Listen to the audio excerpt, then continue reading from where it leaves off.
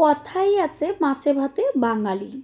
দুপুরবেলা গরম গরম ভাতের সাথে যদি এরকম মাছের ঝোল পাওয়া যায় তাহলে আর অন্য কিছুই লাগবে না, চেটেপুটে সবাই খেয়ে নেবে। নমস্কার বন্ধুরা, শ্বশুর বৌমা রান্নাঘর অ্যান্ড ব্লগ চ্যানেলে সকলকে স্বাগত। আজ শেয়ার করব ছোট মাছের রেসিপি। এটা ছোট মাছ দিয়ে করছি। যে কোনো মাছ দিয়ে এই পদ্ধতিতে তৈরি করে খেয়ে তারপরে সে কমেন্ট করে জানিয়ে যাবেন যে রেসিপিটি কেমন হয়েছিল। তাহলে কি করে তৈরি করব সেটাই দেখে নেওয়া যাক। সবার প্রথমে এইখানে মায়া মাছ নিয়েছি, অনেকে এটাকে মোরলা মাছ নামেও চেনে। এবার মাছগুলোকে কেটে নিয়ে ফিরে আসছি। আর বড় মাছ কাটার থেকে ছোট মাছ কেটে নেওয়া কিন্তু খুবই সহজ। একদম অল্প সময়ে অনেকটা পরিমাণ মাছ বেছে নেওয়া হয়ে যাবে। একটা করে মাছ নিয়ে তারপরে পেটের দিকে আস্তে করে চাপ দিলেই বেশ ভেতরে থাকা প্যাটাটা বেরিয়ে আসবে। আর পেছনের লেজটা একটু নখ দিয়ে কেটে দিলেই হয়ে যাবে, কোনো রকম বটির প্রয়োজন নেই। মাছগুলো প্রথমে আমি সব বেছে নিয়েছি, এবার ভালো করে জল দিয়ে ধুয়ে নিচ্ছি। আর ঝুড়ির মধ্যে করে ধুলে পরে কি হয়, যদি মাছের গায়ে কোনো রকম আঁশ থাকে সামান্য, তাহলে ওইটা মাছটা ঘষলে পরে সব আঁশ একদম পরিষ্কার হয়ে যায়। মাছগুলো ভালো করে জল দিয়ে ধুয়ে নিয়ে এসেছি। এবার এর মধ্যে দেব লবণ আর হলুদ। লবণ হলুদটা মাখিয়ে নেব। আর এই ঝুড়ির মধ্যে করে মাছটা রেখে তারপরে লবণ হলুদ মাখিয়ে নিলে কি হবে, মাছের ভেতরে যে জলটা বেরোবে লবণ হলুদ মাখার পরে সেটা বেরিয়ে যাবে। এইভাবে লবণ হলুদ মেখে কিছুক্ষণ রেখে দেব।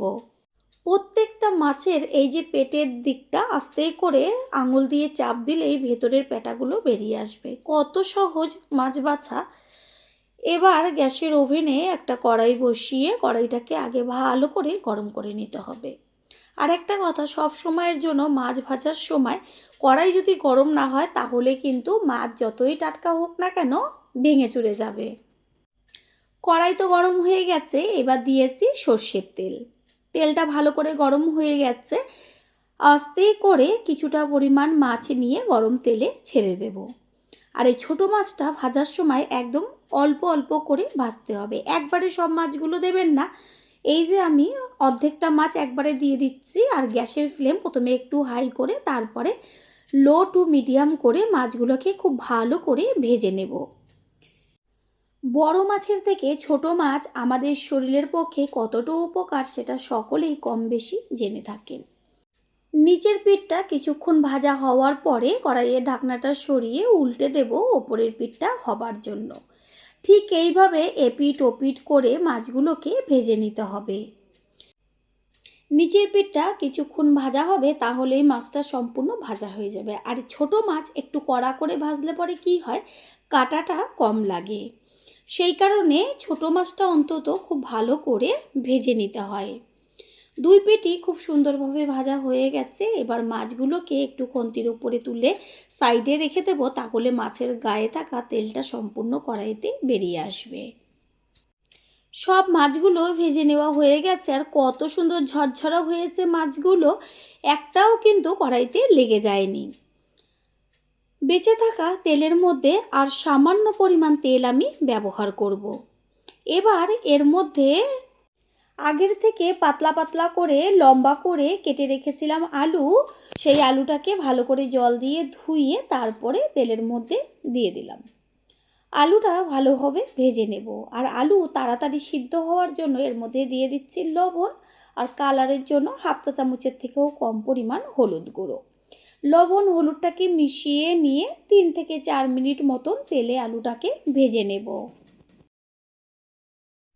3-4 মিনিট মতো আলুটা তেলে ভাজা হওয়ার পরে একটু এপিট ওপিট করে দেব। তারপরেই দিয়ে দেব লম্বা লম্বা করে সরু করে কেটে নেওয়া পটল। এবার আলু আর পটল একই সাথে ভাজা হবে। এইখানে একটা কথা, আপনাদের পছন্দ মতো আপনারা সবজি অ্যাড করতে পারেন, যে কোনো সবজি দিলে এতে ভালো লাগবে। এটা ভাজা হতে থাক। অন্যদিকে গ্যাসের যে আরেকটা ওভেন আছে তাতে একটা তড়কা প্যান বসিয়েছি। তার মধ্যে দিয়ে দিচ্ছি 1 চা চামচ পরিমাণ সাদা জিরে আর 1.5 চা চামচ পরিমাণ কালো জিরে। মাছের পরিমাণ অনুযায়ী মশলাগুলো কম বেশি ব্যবহার করতে হবে। গ্যাসের ফ্লেম একদম লোতে রাখতে হবে, না হলে মশলাটা পুড়ে যাবে। বেশ যখন দেখবেন একটু চটপট হয়ে ফুটতে শুরু করেছে, ঠিক তখনই কিন্তু গ্যাসটা অফ করে এটাকে নামিয়ে ফেলতে হবে। এদিকে ভাজাটাকেও একটু উল্টে পাল্টে দিলাম। ভাজাটা হয়ে গেছে, গ্যাস অফ করে দিয়েছি। এবার এটাকে একটা প্লেটে ঢেলে ঠান্ডা করে তারপরে গুঁড়ো করব। পটল ও আলু ভাজা হয়ে গেছে, আর ভাজাতেই খুব সুন্দরভাবে সিদ্ধ হয়ে গেছে, একটু চেক করে দেখিয়েও দিলাম। ভাজাটাকে এবার তেলের থেকে তুলে নেব। আর ওই যে বেঁচে থাকা তেল রয়েছে, আর কোনো রকম আমি তেল ব্যবহার করব না। এই তেলের মধ্যেই দিয়ে দিচ্ছি 1 চা চামচ পরিমাণ কালো জিরে। ফোড়নটাকে ভালো করে তেলে নেড়ে চেড়ে নেব, আর সুন্দর একটা মিষ্টি গন্ধ বেরোলে এর মধ্যে দিয়ে দেব কুচিয়ে নেওয়া পেঁয়াজ। এখানে একটা কথা, যারা পেঁয়াজ রসুন পছন্দ না করেন তারা পেঁয়াজ রসুনটাকে স্কিপ করবেন। তাছাড়া আর যে সবজি বা আর যে উপকরণগুলো আমি মেশাবো সেগুলো অবশ্যই দেবেন। পেঁয়াজটাকে ভালো করে তেলের মধ্যে ভেজে নেব। পেঁয়াজ ভাজা হতে হতে অন্যদিকে আমি একটা মশলা তৈরি করব। একটা মিক্সিং জার নিয়েছি, আর তার মধ্যে আমি দিয়ে দেব ছোট ছোট টুকরো করে নেওয়া আদা, দেব বেশ কয়েক কোয়া রসুন। আর এই মাছের ঝোলেতে একটু রসুনটা বেশি ব্যবহার করব। ঝালের জন্য পাকা লঙ্কা, আর হচ্ছে একটা বড় সাইজের টমেটো। আর কোনো রকম এতে জল ব্যবহার করব না, যেহেতু টমেটো দেওয়া রয়েছে। এবার এটাকে ভালো করে পেস্ট করে নেব। পেঁয়াজটা লাল লাল করে ভাজা হয়ে গেছে। এই পর্যায়ে এর মধ্যে দিয়ে দেব ওই যে আদা রসুন পাকা লঙ্কা টমেটোটা পেস্ট করে নিয়েছিলাম সেই পেস্ট। ভালো করে মশলাটাকে কষিয়ে নেব। মশলার মধ্যে দেব স্বাদ অনুযায়ী লবণ, আর কালারের জন্য হলুদ গুঁড়ো। যেহেতু পাকা লঙ্কা ব্যবহার করেছি সেই কারণে এখানে আর কাশ্মীরি লঙ্কা ব্যবহার করিনি। আপনারা চাইলে অবশ্যই কাশ্মীরি লঙ্কা ব্যবহার করতে পারেন। এইভাবে মশলাটাকে 4 থেকে 5 মিনিট মতন গ্যাসের ফ্লেম মিডিয়াম টু লো করে কষিয়ে নেব। কড়াইয়ের ওপরে একটু ঢাকনাটা চাপা দিয়ে দেব, আর অন্যদিকে যে সাদা জিরে আর কালো জিরেটা আমি ভেজে নিয়েছিলাম সেটাকে একটা থেতনির মধ্যে রেখে এবার একদম গুঁড়ো গুঁড়ো করে দেব। কড়াইয়ের ঢাকনাটা সরিয়ে দিয়ে একটু খুন্তি দিয়ে মশলাটাকে নেড়েচেড়ে নেব। আর ওপরে কত সুন্দর তেল ছাড়ছে, তেমন একটা কালার এসছে। যেহেতু পাকা লঙ্কা ব্যবহার করেছি, এই পর্যায়ে এর মধ্যে দিয়ে দেব 1 চা চামচ ধনের গুঁড়ো। জিরের গুঁড়ো ব্যবহার করব না। আর ধনের গুঁড়োটা আমি প্রথমে কেন দিইনি, যদি মশলার সাথে ধনের গুঁড়োটা ব্যবহার করা হতো তাহলে কালারটা অনেকটাই নষ্ট হয়ে যেত। ধনের গুঁড়োটা মিশিয়ে নেওয়ার পরে সামান্য 2 থেকে 3 মিনিট মতন একটু কষিয়ে নিয়েই এর মধ্যে দিয়ে দেব ভেজে রাখা আলু আর পটল। আলু আর পটল মশলার সাথে নেড়ে চেড়ে ভালো করে মিশিয়ে নিয়ে গ্যাসের ফ্লেম লোতে রাখবো, না হলে নিচটা ধরে যাবে। দেখবেন একই মশলা ব্যবহার করেও একটু সামান্য ভিন্ন ভিন্নভাবে যদি মশলাটাকে ব্যবহার করি, রান্নার স্বাদ সম্পূর্ণ বদলে যায়। সেই কারণেই আমাদের বাড়ির রান্না রেস্টুরেন্টের রান্নাগুলো সম্পূর্ণভাবে আলাদা হয়, সেই টেস্ট কিন্তু আসে না। দিয়ে দিচ্ছি উষ্ণ গরম জল। আর রান্নায় সবসময় চেষ্টা করবেন গরম জলটা ব্যবহার করার, তাহলে রান্নার টেস্টটা দ্বিগুণ বেড়ে যায়। গ্যাসের ফ্লেম হাই করে দেব। আর এই সব মাছের ঝোলে জলের পরিমাণটা একটু বেশি দেবেন, কারণ এই যে ঝোলটা হবে এই ঝোল দিয়েই ভাতটা খাওয়া হয়ে যাবে। ভালো করে ঝোলটাকে ফুটিয়ে নেব। তারপরে একটু ঢাকনাটা চাপা দিয়ে দেব কিছুক্ষণ মশলার সাথে ঝোলটা হবার জন্য। পুরনো বন্ধুদের সবসময় আমাদের পাশে এইভাবে ভালোবেসে থাকার জন্য অনেক অনেক ভালোবাসা। 5-6 মিনিট মতন ঝোলটা হওয়ার পরে ঢাকনাটা সরিয়ে গ্যাসের ফ্লেম হাই করে দেব। তারপরে এর মধ্যে দিয়ে দেব ওই যে ভেজে রেখেছিলাম মাছগুলো, সেই মাছটা দিয়ে ঝোলে একটু মিশিয়ে নিয়ে দেব ওই যে সাদা জিরে আর কালো জিরেটা গুঁড়ো করে রেখেছিলাম সেই সম্পূর্ণ গুঁড়োটা। মাছের পরিমাণ অনুযায়ী গুঁড়োটা বেশি কম ব্যবহার করবেন।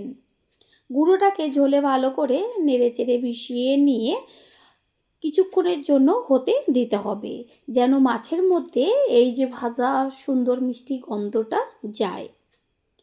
এত টেস্টি হয় রেসিপিটা, যেটা নাকি খাওয়ার পরেই বুঝতে পারবেন। একটু ঢাকনাটা চাপা দিয়ে দেব। প্রথমবার যারা আমাদের চ্যানেল ভিজিট করছেন তাদের আন্তরিক শুভেচ্ছা ও অনেক ভালোবাসা। আমাদের রেসিপিগুলো যদি ভালো লেগে থাকে সাবস্ক্রাইব করে দেওয়ার অনুরোধ রইল ও পাশে থাকা বেল আইকনে ক্লিক করলে পরবর্তী ভিডিওগুলো সবার আগে আপনাদের কাছে পৌঁছে যাবে। 4-5 মিনিট বাদে কড়াইয়ের ঢাকনাটাকে সরিয়ে দিয়ে আরও একবার খুন্তি দিয়ে ভালো করে মিশিয়ে নেব। যেমন কালার দেখা যাচ্ছে তেমন তার গন্ধ বেরোচ্ছে।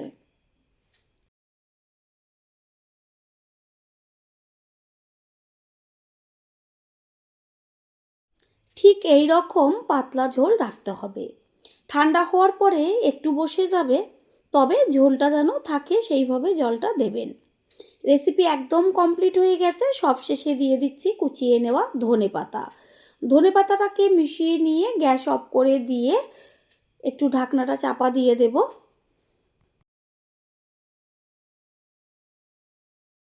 4-5 মিনিট বাদে ফিরে এসে কড়াইয়ের ঢাকনাটা সরিয়ে দিয়ে সম্পূর্ণ লুকটা দেখিয়ে দিচ্ছি।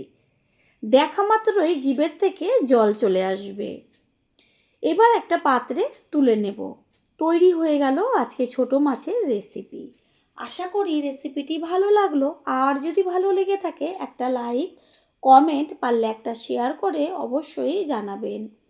আপনাদের দেওয়া একটা লাইক ও লাইকের পাশে থাকা হাইপ আর একটা শেয়ার আমাদের কাছে অনেক অনেক গুরুত্বপূর্ণ। All friend, thanks for watching my video.